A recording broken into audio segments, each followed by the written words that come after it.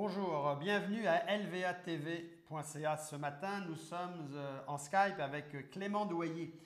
Clément Doyer qui, hier, en fait, nous a contactés après avoir vu la vidéo en fait, de Sylvain Charlebois de l'Université d'Alousie et qui semblait s'inquiéter des propos du professeur Charlebois. Alors, Monsieur Doyer, bonjour. Vous êtes en Skype avec nous. Vous êtes à Saint-Louis, je pense, sur la côte du Sud. Oui, c'est ça, je suis à Saint-Louis, dans le quatrième rang. En quatrième rang. Bon, puis là, vous m'avez appelé hier, vous avez vu l'entrevue qu'on a faite lundi avec Sylvain Charlebois. Puis vous sembliez, vous sembliez me dire qu'il y a des choses qui vous dérangeaient dans les propos du professeur Charlebois. Qu'est-ce qui vous dérange en fait? Ben, c'est d'abord le titre qu'on a mis disant que ce serait une bonne chose la gestion, de se débarrasser de la gestion de l'offre, de tout libérer ça et de ne pas donner de compensation aux agriculteurs. Et puis, pour avoir passé de longues périodes de temps, en fait 81 mois en France chez Ouais.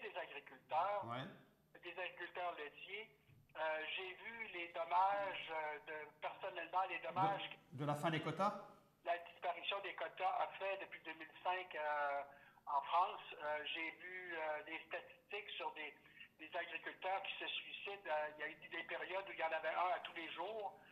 Maintenant, c'est un peu moins concentré, mais il y a quand même un désespoir installé dans la classe agricole française suite à ça. On est rendu... Donc, vous ne validez pas le discours de Sylvain Charlebois, parce que Sylvain Charlebois, effectivement, dans l'entrevue qu'il a donnée et dans un des papiers qu'il a écrit pour la vie agricole et dans la presse, parlait finalement de ne pas finalement refinancer, de ne pas donner de compensation aux fermes comme ça avait été évoqué, et du moins de plutôt les orienter. En tout cas, il parlait de non-compensation s'il n'y avait pas un changement dans le système. Je pense que c'est dans ce sens-là en fait que l'entrevue qu'il nous a donnée, c'est s'il n'y a pas de changement dans le système, on ne compense pas. Mais au-delà de ça, il parlait aussi de l'importance, selon lui, de ne pas toujours rogner les grosses fermes. Est-ce que vous êtes d'accord avec ça? Lui, il pense qu'il y a une solution par la grosse ferme.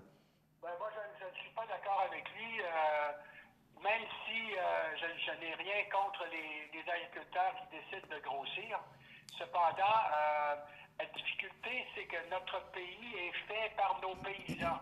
En dehors des villes, il ne reste pas grand-chose dans les régions.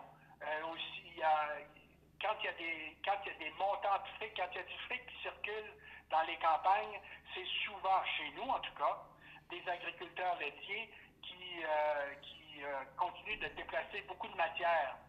Et puis, notre pays étant fait par nos paysans, on n'a pas le droit, à mon avis, on n'a pas le droit de faire comme en France et de ne pas laisser vivre les gens qui vous font votre...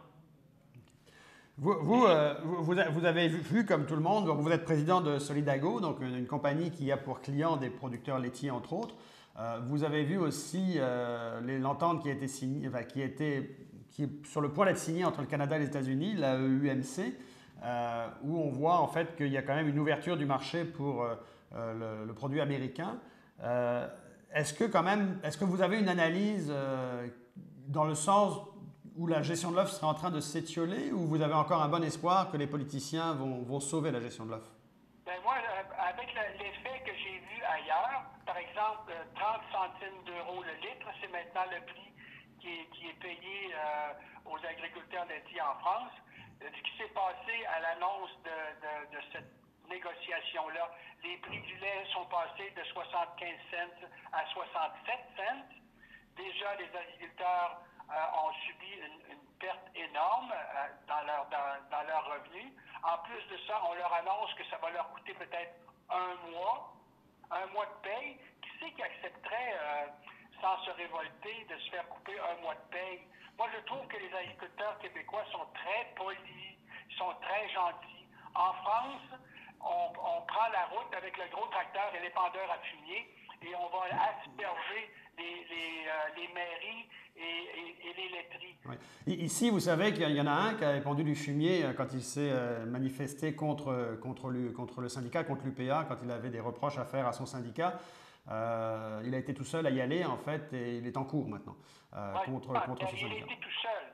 Mais s'il y avait 60-80 tracteurs, 160 forces qui fonctionnaient sur la 20 à 15 km/h, et puis si les agriculteurs se révoltaient, ce qui à mon avis, parce que on les a laissés s'embarquer. Par exemple, voyez-vous, on leur a donné du quota en plus il y a quelques mois. Alors, les agriculteurs ont fait des agrandissements, ils ont investi des centaines de milliers de dollars pour être capables de répondre à la demande. Et puis maintenant, on recule et on leur enlève le quota. Moi, je discute avec eux tous les jours et ce que j'entends, c'est décourageant. Il n'y a aucune façon de s'en tirer.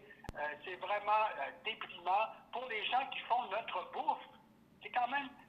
Alors, peut-être un point positif qui ressort dans les derniers jours. Je ne sais pas si vous avez eu le temps de voir hier.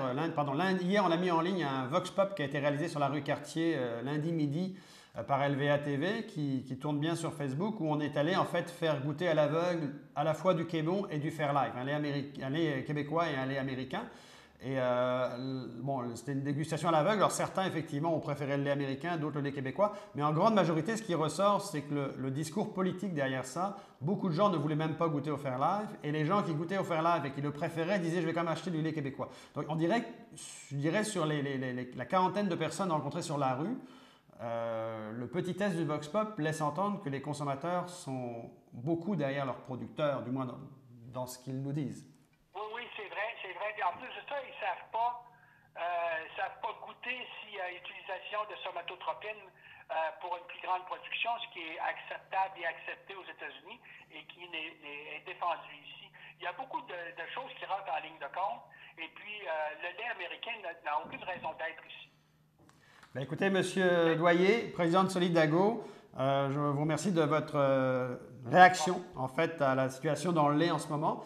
On est prêt à vous reparler lorsque vous aurez d'autres sujets abordés sur LVA TV. Si je peux ajouter quelque chose. Oui. En septembre, dans le Wisconsin, qui est un État des États-Unis qui fait beaucoup de lait, il y a 239 agriculteurs qui ont laissé tomber. Il y a une douzaine de laiteries qui ont laissé tomber. Il y a tellement une surproduction aux États-Unis que le prix du lait baisse, étant donné les lois du marché qui s'appliquent là-bas. Et puis, c'est leur merde, c'est ce qui leur reste qui vont nous expédier ici. C'est d'enlever la gestion de l'offre, c'est de s'attendre aux mêmes choses que ce qui se passe au sud. Ils vont surproduire, il n'y a que les grosses fermes qui vont survivre. Et puis, une fois de plus, les agriculteurs vont accepter, quand ils ont le choix entre la qualité et la quantité, vont choisir la quantité à un plus bas prix. Alors, M. Doyer, merci, en espérant que votre message se rende au niveau des deux paliers de gouvernement, au niveau de M. Legault et de M. Trudeau. Merci, Yannick, de m'avoir laissé une chance d'en parler. Allez, au revoir. Au revoir.